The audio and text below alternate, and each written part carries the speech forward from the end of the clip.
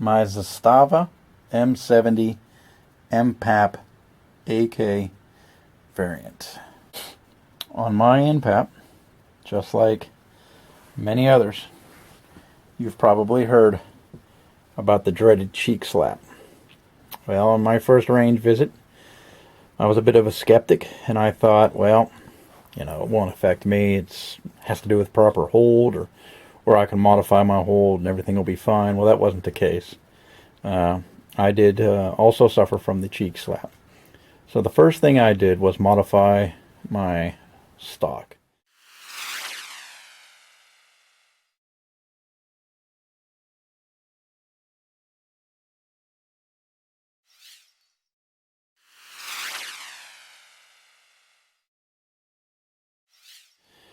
And what I did was I removed the high comb on the stock, cutting it off with a jigsaw. I then took sandpaper, rounded and shaped the stock as best I could to make it look like it was professionally done, or as close to as I could. Took it back to the range, and my experience was the fit was fantastic. Site acquisition and target acquisition were what they should have been, without trying to modify your hold and your cheek weld on the stock. Now I had a natural cheek weld, and there wasn't fear of or the expectation of the cheek slap. So the modification was probably the best thing I've done with any firearm I own. It didn't cost me anything other than time. So if you're a current Npap owner and you do suffer from the dreaded cheek slap, before you spend any money on aftermarket stocks or aftermarket modifications, I would most certainly give this modification a shot before you did so, and I think you'll be happy with the results. And even the aesthetic appearance of it, I thought was fantastic too. It does have a little bit of an old, maybe M16 A1 A2 type buttstock look to it, but I assure you it is not, and it is the original buttstock that came with the Npap when I purchased it. The only other thing that I noticed after I shot those first 250 rounds while cleaning my Npap was that I did notice that there was a little mushrooming on the bolt carrier. And after, obviously I was concerned, and so I did a little research on some of the forums and some other places, and there was some word out that maybe the metal was soft, and there was maybe some production issues. Nothing's been proven. I haven't seen anything to confirm this. So, but what I did was I took a precaution. I got a wolf spring, and I installed a wolf spring to see if that would make any difference. And I also marked the bolt carrier so that I could see if there was any further mushrooming of the steel. There hasn't been, and I will put some pictures in this video so you can see before and afters.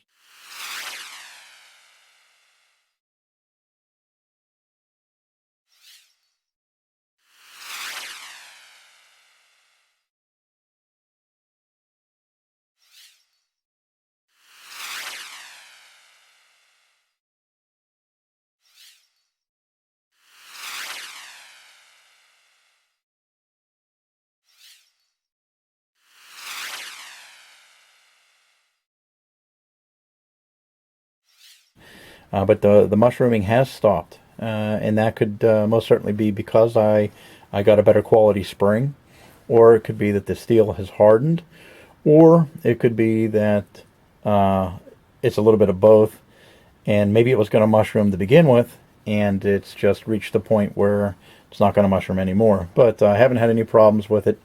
Hasn't caused any issues. I haven't had any malfunctions. I'm 2,200 rounds into this rifle. The rifle's 8 months old, so I don't think it's an issue anymore.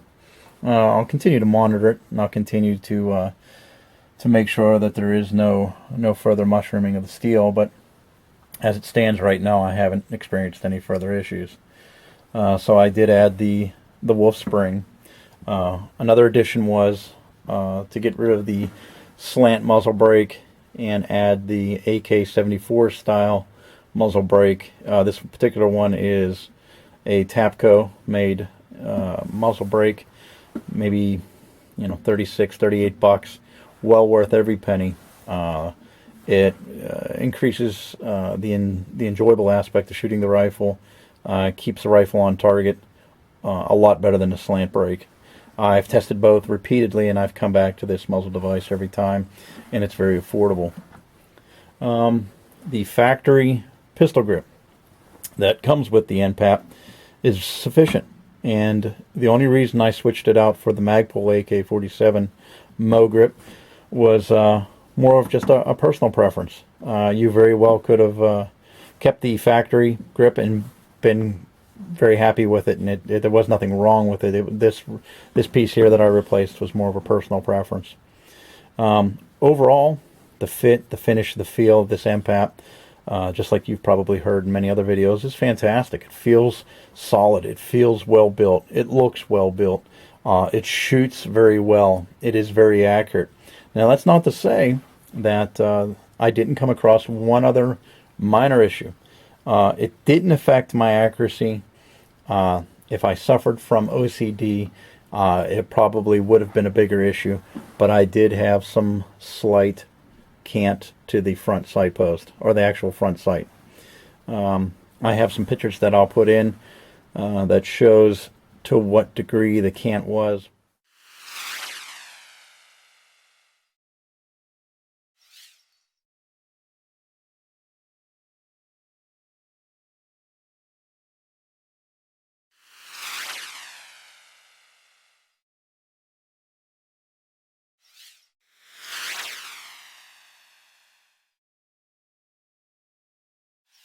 It's nothing that I can't overcome. I mean, I'm not going to knock these pins out or make any type of modifications. It doesn't bother me that much, but it did have a slight cant to the front sight. So it's not only Wassers that can fall to that. My Npap had it, and I'm not talking bad about Wassers either. I own one, and that's another fantastic AK variant. But for 8 months that I've had it, I've had zero issues. It has performed extremely well, and if you're in the market to buy an AK, and especially an affordable AK, I don't think you can go wrong with an Npap. I've learned a lot since I've purchased mine. I would be more proficient in inspecting an AK variant rifle if I were to purchase another one nowadays. I would take some certain tools with me and take some certain components off the rifle to ensure that the front sight post is where it's supposed to be, where the gas block is, make sure that it is not canted, and the trunnion. All these things are important. But this one here has a slight cant, but it's not enough to affect accuracy or affect it enough that I would want to send it back to be repaired. It's not that big of a deal, but it was worth mentioning because it is in fact something that I did experience with this particular rifle. I've had no magazine issues. Any type of magazine I've put in there has firmly locked in place, no wobble, has fed cleanly. Any type of ammunition that I've run through it, lots of wolf, no problems, no issues. Most folks wouldn't expect any out of an AK variant rifle. That pretty much wraps it up. I mean, it's not a whole lot to go over. There's lots of shooting videos out there that I have with this particular rifle, and really, if you're in the market to get one, I think this is a solid buy and a solid way to go, especially with the amount of money that you're going to spend on it. thanks for watching, and hopefully I'll have some more information to put out later. Maybe another 8 months we'll go over it again and see where we're at as far as the bolt carrier group and the mushrooming and dependability of the rifle.